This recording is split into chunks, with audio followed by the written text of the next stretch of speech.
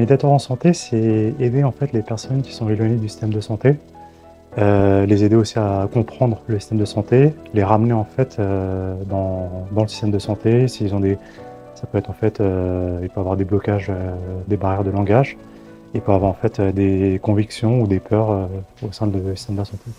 D'accord.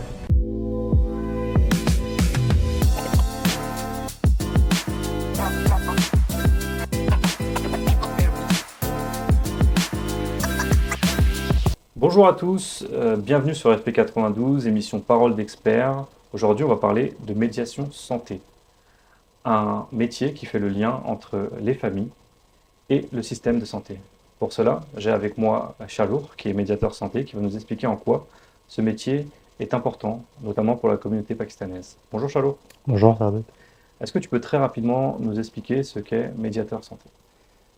Médiateur en santé, c'est aider en fait les personnes qui sont éloignées du système de santé, les aider aussi à comprendre le système de santé, les ramener en fait dans le système de santé. Ça peut être en fait, il peut avoir des blocages, des barrières de langage, il peut avoir en fait des convictions ou des peurs au sein du système de la santé.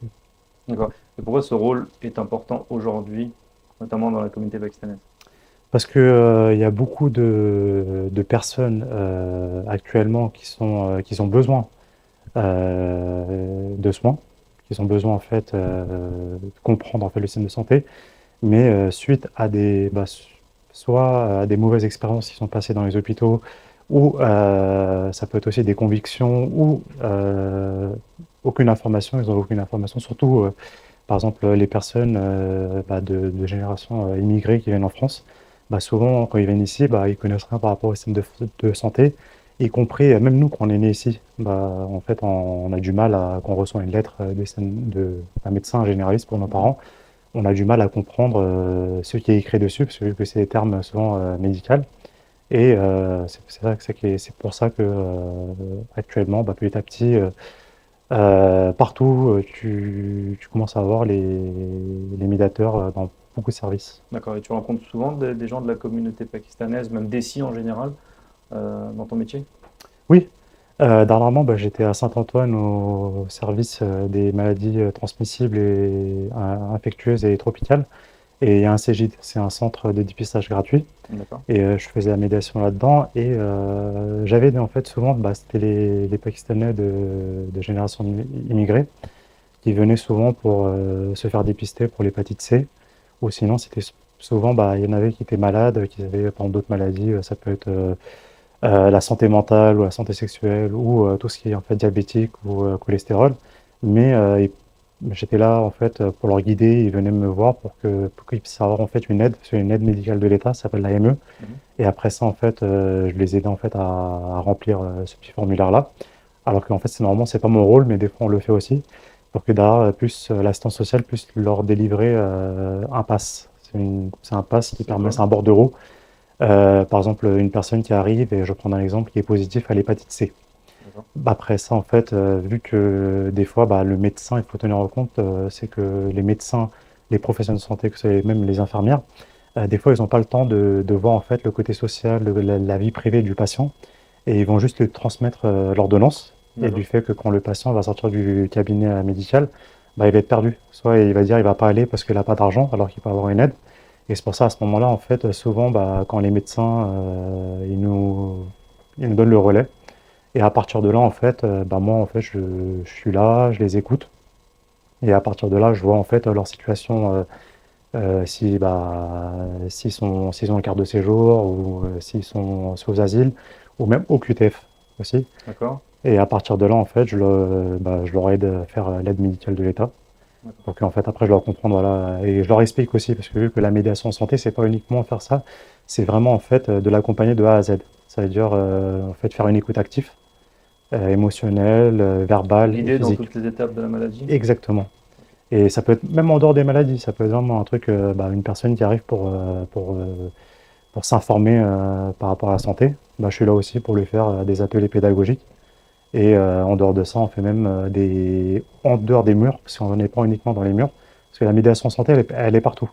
Ça peut être dans les centres sociaux, ça peut être l'allée verte, dans les rues, pendant les maraudes, pour les personnes SDF, ou sinon ça peut être en dessous des immeubles, bah, tout ce qui est dans les quartiers populaires. Et des fois, en fait, bah, j'ai mes collègues qui font en fait des stands.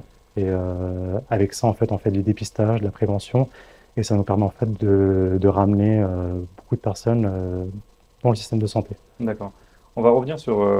Tu as parlé de sujets un peu tabous dans la Mhm. communauté des sites, tu as parlé d'hépatite, tu as parlé de VIH. Mhm. C'est des sujets que tu retrouves souvent.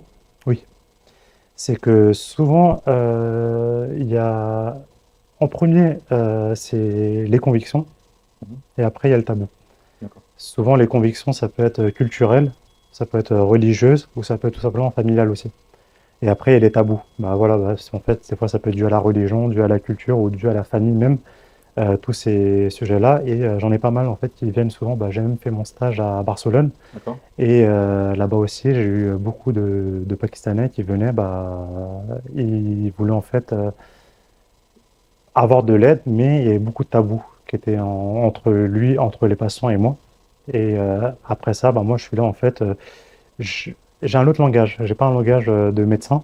J'ai pas un langage pas d'infirmier, pas professionnel, parce que vu que eux, c'est plutôt les termes assez Médicaux. médicaux. Et des fois, c'est direct. Par exemple, une personne qui a attrapé l'hépatite C, bah, ils vont lui dire bah, que vous êtes positif et tout, etc. Mais nous, avant ça, quand il va venir me voir, bah, nous, je peux faire les trolls. D'où c'est Et via ce sujet. comment font ces personnes pour entrer en contact? Bon, tu as dit tout à l'heure, Hum, comme quoi, après consultation médicale, ils étaient redirigés vers toi. hum. Mais si des personnes qui ne comprennent même pas comment aller voir un médecin, comment est-ce qu'ils peuvent faire pour aller voir un médiateur en santé? C'est nous. C'est pas eux de venir vers le système de santé, c'est nous qu'on va en fait l'aller vers.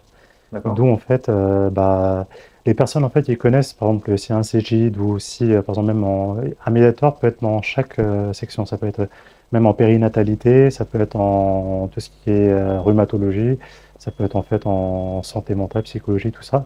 Mais après ça, en fait, c'est moi en fait sur les personnes qui ne connaissent pas ce système-là, par exemple les SDF ou les personnes bah, souvent qui sont dans les marchés, dans les chantiers. Bah, des fois, en fait, on peut faire l'aller vers bah, tout simplement à la fin d'un chantier. Vous faites des démarches vous-même Exactement, pédagogiques, vous allez sur place pour discuter avec les gens? exactement. D'accord. Mais la communication, c'est-à-dire que quand une personne, on va dire Mm. un cas très concret, une personne a une maladie et il ne sait pas où se rediriger, donc forcément il doit aller voir un médiateur santé. Mm. Comment est-ce qu'il fait pour vous retrouver? Parce que j'imagine que vous n'êtes pas sur Doctolib, ou il va aller voir son généraliste qui lui va lui rediriger vers vous. C'est Exactement. ça la question. Parce que souvent, bah, quand on est médiateur, pour moi, je suis au contrat local de santé de Gennevilliers. D'accord? En fait, par exemple, je vais être au CMS, Centre médical de santé. C'est-à-dire tous les professionnels de santé là-bas, ils me connaissent. Euh, Tu parles? les professionnels de santé, ils me connaissent. Ils savent très bien qu'il y a un médiateur en santé dans la ville. Mhm. Même les centres sociaux, comme les assistantes sociales aussi sont au courant de ça. Et y compris, moi, en fait, je vais faire aussi l'aller vers. En fait, je vais dans toute la ville, voir les commerçants, voir les personnes partout pour leur présenter que je suis arrivé. Et je suis le médiateur en santé. Si vous avez un souci, vous pouvez me retrouver soit au CMS, soit dans un centre, dans un PMI, directement. Et après, c'est les personnes, bah, d'où en fait l'aller vers est important. Parce que des fois, par exemple, ça peut être via un maraude. On fait une maraude, bah, donner à manger. Et des fois, bah, on peut mettre un médiateur avec nous. Bah, on va lui donner à manger, mais petit à petit, bah, en fait, moi, je vais le questionner. Comment il se sent, comment il se sent aujourd'hui, c'est quoi son entourage, qu'est-ce qu'il connaît par rapport à la santé, s'il a des soucis bah, de santé, ou comment, en fait, c'est quoi sa vision du système de santé aussi. Et c'est comme ça, en fait, que ces personnes-là, en fait, nous trouvent. C'est pour ça, bah, quand on a eu je vais ouvrir une petite parenthèse, bah, en fait, il y aura une association qui va venir, et c'était un projet de recherche avant, qui a commencé vers 2018, qui s'appelle Moussafer Santé. Et nous, au début, bah, on a fait un dépistage chez Ménage par rapport à l'hépatite C. D'accord. Ce sujet-là, j'allais en revenir un peu Mm. plus tard dans la discussion, Mm. mais bon, on peut en parler Bon, tout en de suite. fait, pour ça, brièvement, après ça, bah, comme vous avez dû voir, j'en étais même présent au Festival du Pakistan. On a mis un stand. Et là, en fait, c'était pour donner de la visibilité. Ouais. Parce que, On va faire une parenthèse du coup tout de mm, suite. Est-ce que tu peux dire exactement ce que c'est Moussafir? Parce que mm, là, du coup, tu en parles en parlant de oui. dépistage, mais quel est le but de Moussafir? Le but, en fait, ça a commencé vers 2018. C'est qu'il faut tenir en compte, c'est que ça a commencé par l'hépatite C. Selon l'OMS, le Pakistan, en fait, c'est l'un des pays le plus affecté par l'hépatite C après l'Égypte. Et en 2018, il y a eu une étude ethnographique qui a été faite à l'hôpital Vicenne avec le laboratoire LEPS. Et on a commencé d'abord à les faire, on est parti de l'aller vers les personnes dans les marchés, dans les chantiers, pour faire un focus group.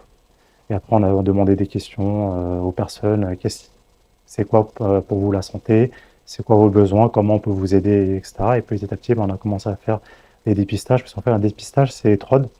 Et via le TROD, en fait, on a un questionnaire qui est assez, comment dire, ouvert, qui est assez, en fait, qui n'est pas direct, pour pas, en fait, heurter les convictions.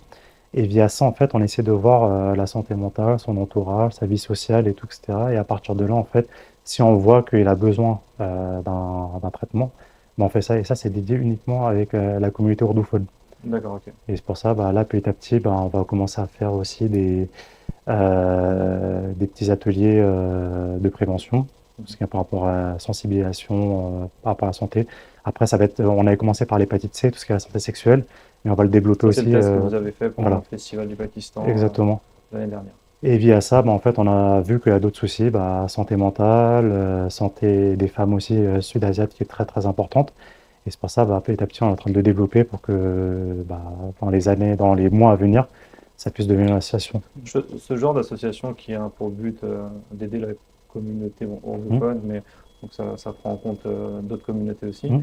est-ce qu'elle est soutenue par des organismes gouvernementaux, par exemple l'ambassade du Pakistan ou d'autres? Déjà, non, parce que vu que ça a commencé directement par le département 93, D'accord? c'est-à-dire il y avait l'ARS, l'Agence régionale de santé du 93, qui a financé ce projet de recherche, parce que le LEPS, c'est un laboratoire qui est à l'hôpital Avicenne.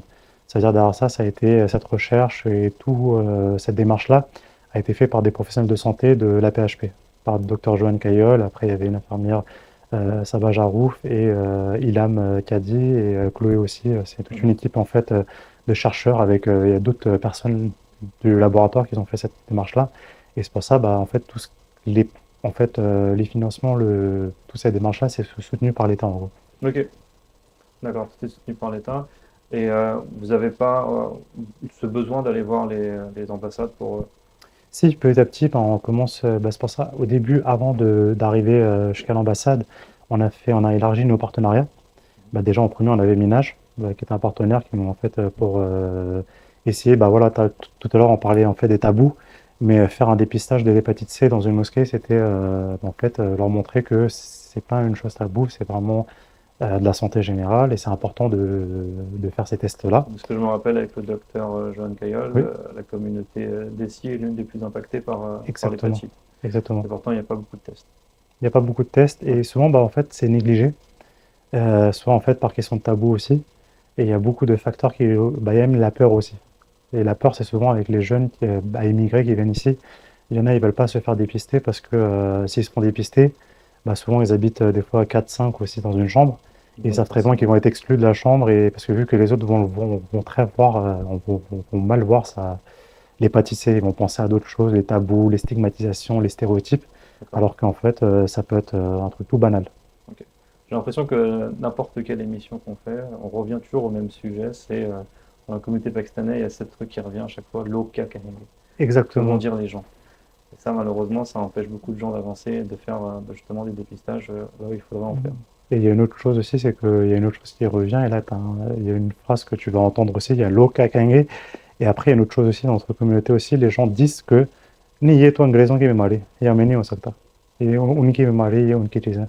C'est vrai que la santé dans la communauté des SI, ça passe souvent au second plan. C'est C'est quelque ça, chose qui, ils font pas attention jusqu'à que la maladie soit là et que exactement. ça les affecte en fait physiquement. Et c'est à partir de ce moment-là que les parents se disent qu'il faut commencer à se traiter.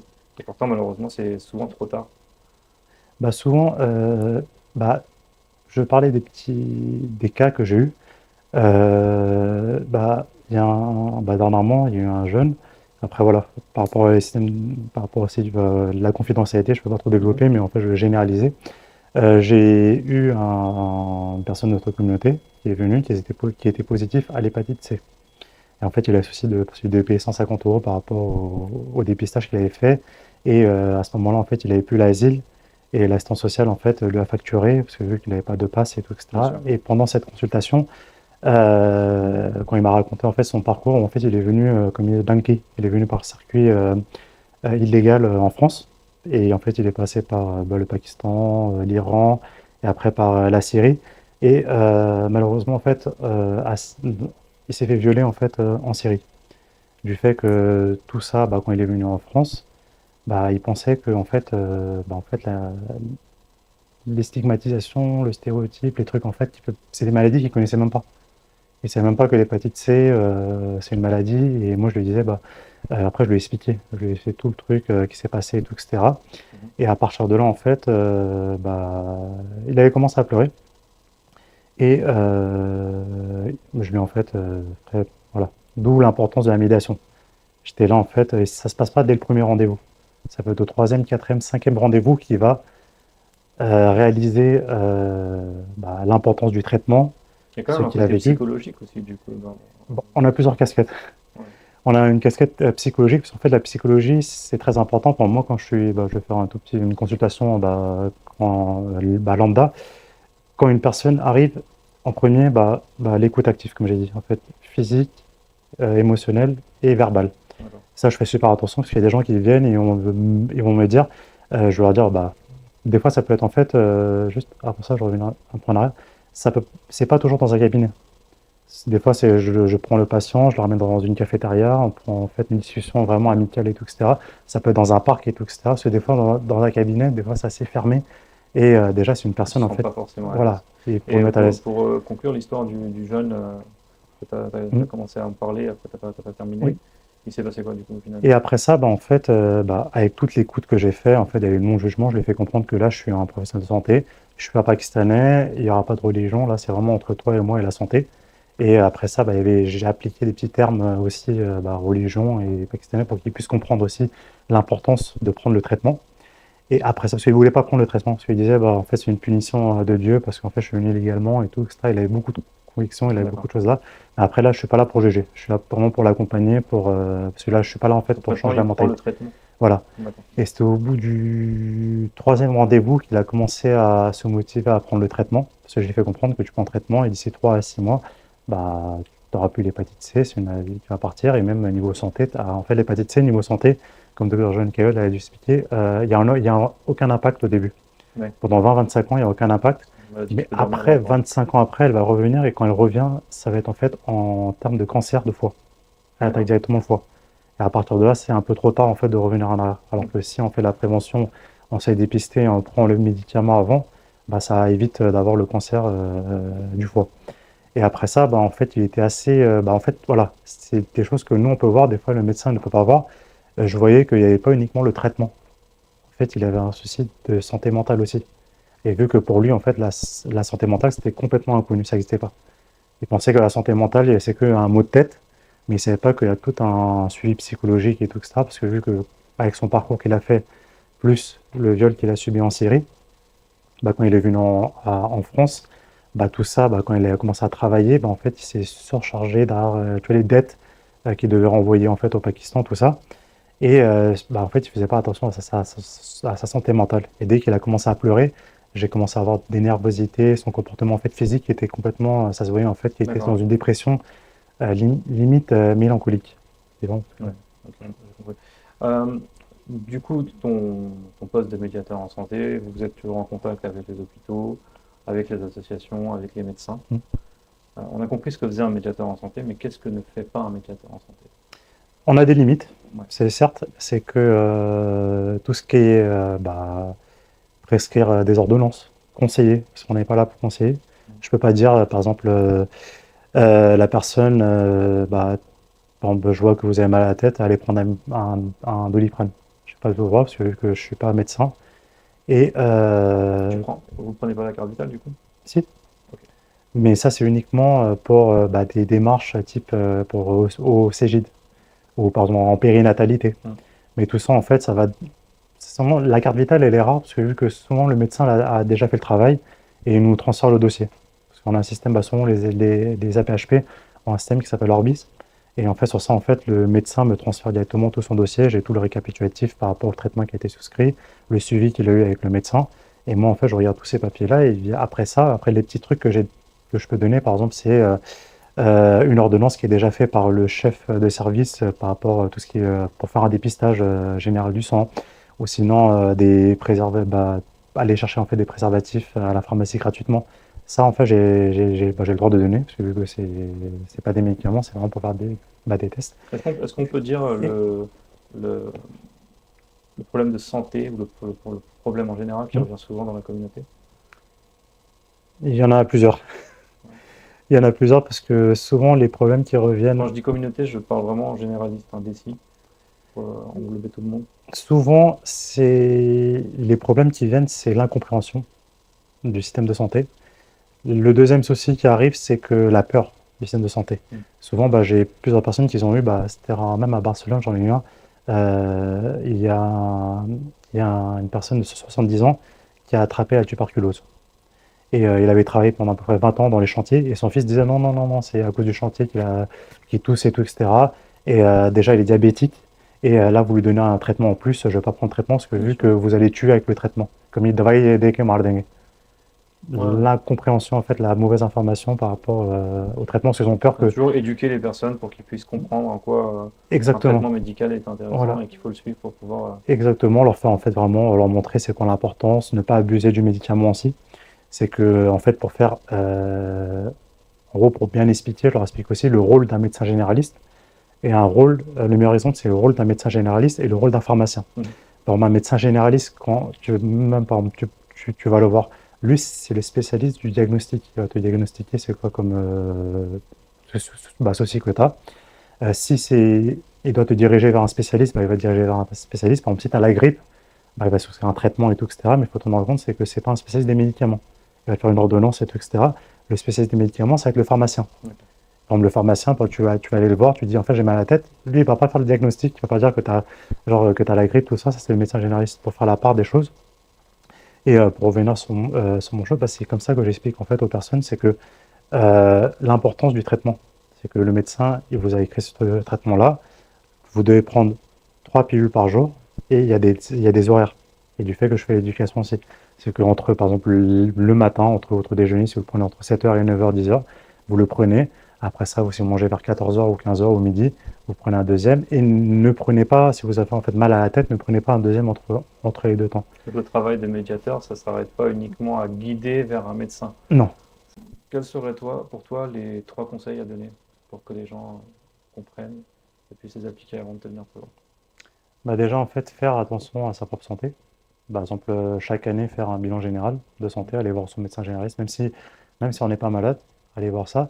Et par exemple, si dans notre entourage, des fois, souvent, on a des cousins qui viennent du Pakistan, ou même nos grands, ils ne connaissent pas trop santé, en fait, essayer de les diriger.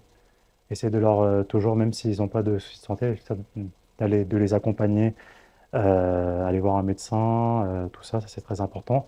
Et ne pas négliger la santé. C'est le plus important. C'est qu'il ne faut pas dire que je me sens bien et que tout Que tout va est bien. que tout va bien. C'est pour ça, Faire des tests au moins une fois par an voilà. pour voir Et si. du fait que s'il y a des blocages, moi je suis là. Par exemple, là, à partir de septembre, vous pouvez me trouver en fait à Gennevilliers. Et derrière ça, il y avait même une chose que j'aimerais rajouter. Moi, en fait, il y a même une autre chose, c'est que je ne suis pas uniquement avec les patients. Je fais aussi de la médiation auprès des professionnels de santé. Par exemple, s'il y a des stigmatisations, si je vois qu'il y a un patient qui est souvent en fait discriminé par rapport à ses origines, ou il y a une incompréhension aussi entre le patient et ça, et je fais même l'éducation auprès Donc, des tu agis professionnels de dans les santé. deux sens. Exactement. Ok. Et c'est pour ça, en fait, il y aura un autre message aussi pour les professionnels de santé, c'est que on a beaucoup de médecins, d'infirmières, sages-femmes pakistanaises, et ce serait bien en fait que tout le monde peut être médiateur. Même toi, tu peux être médiateur, tout le monde peut être médiateur. Et c'est ces petits rôles-là qui puissent en fait intégrer dans leur métier. Parce que vu qu'ils ont un avantage, c'est que et ça, vu qu'ils sont pakistanais, on connaît la culture. Et on sait comment agir auprès de la communauté si on voit des personnes qui sont en difficulté. Donc, Et que tout le monde devienne médiateur à son niveau. exactement. D'accord. Ok. Euh, tu as parlé de tout le monde pouvait devenir médiateur. Je vais poser du coup la question, comment est-ce qu'on devient médiateur? Si tu veux en faire un métier, toi, ça fait pas très Mm. longtemps que tu es médiateur en santé. Comment est-ce que je peux faire si un jour j'ai envie de devenir médiateur en santé? C'est quoi le parcours? Bah, le parcours, déjà, c'est simple. C'est un DU médiation santé. Et vous pouvez le faire par exemple, à Paris Nord, Sorbonne. Vous avez chaque année des promotions. Là, je l'ai fait bah, cette année-là. Et j'étais dans la huitième promotion après la neuvième chaque année. Et tout ça, ça peut être par exemple, soit vous le financez vous-même, mais par exemple, si vous êtes dans un secteur, vous pouvez demander à votre employeur de le financer. Hmm. Et vous pouvez fusionner ça avec votre métier actuel, quoi. D'accord, ok. Ça peut Après devenir à ça, temps plein ou à temps partiel. d'accord. Euh, on va revenir très rapidement sur Moussafil. Mm. Si les gens veulent rentrer en contact avec Moussafil, comment est-ce qu'ils peuvent faire? Là, actuellement, vous avez le site. Après, pour l'instant, il est en phase de création. Il n'est pas en fait complètement élaboré. Il y a le mail. Petit à petit, en fait, on va commencer à mettre un genre de chatbot dessus pour que les personnes qui ne veulent pas se montrer puissent poser des questions en anonymat et nous, on puisse les répondre de l'autre côté, qu'on reçoit sur téléphone. Et c'est l'un des meilleurs moyens pour être contacté. Après ça, on a une page Instagram qui est en développement aussi. On a un TikTok et vous allez me retrouver sur des vidéos que je vais faire de sensibilisation. Ok. Et via ça, en fait, ça va être moi en fait l'intermédiaire. Après, je serai médiateur de Moussafir aussi. Et je vais être l'intermédiaire. Si les Pakistanais qui veulent me venir me voir, ils peuvent me venir me voir et après je les dirige vers toute personne. Moi, je trouve que c'est une très bonne chose parce que Moussafil, en fait, ça veut dire compagnon de voyage, c'est C'est ça? ça, Moussafil, ça permet en fait aux gens de avoir accès à des informations sur la santé qu'ils n'ont pas. exactement. Il n'existait pas d'outils pareils, d'associations, Mm. en tout cas connues, qui permettraient aux gens de la communauté de Dessy de retrouver certaines maladies dont beaucoup font face, Mm. mais ne sont pas informés. Et donc, Moussafil, on va vous écrire le mail dans la description si vous voulez poser des questions ou si vous voulez rentrer en contact aussi avec Chalour. On va écrire ses coordonnées pour que vous puissiez rentrer Mm. en contact. Chalour, on va conclure cette émission. Est-ce que tu veux rajouter quelque chose face caméra, donner un message à la communauté en général pour les motiver à consulter, à aller voir un médiateur si besoin? En fait, mon message, ça va être assez direct. Ça va être ne négligez pas en fait la santé. Essayez, faites la santé quelque chose de quotidien chez vous, parce que selon les retours qu'on a en fait par rapport aux chiffres dans les hôpitaux et chez les médecins, sur beaucoup de maladies, les taux commencent à augmenter auprès de notre communauté, que ce soit diabétique, que ce soit en fait cholestérol, ou même les IST, ou même la santé mentale. Et il faut qu'on se mobilise maintenant pour que dans les années à venir, il n'y a pas de dégâts où ça augmente pas. En fait, il faut que tout le monde devienne acteur, qu'on sensibilise nos parents, nos jeunes aussi, et les jeunes qui viennent du Pakistan aussi, ne pas les négliger.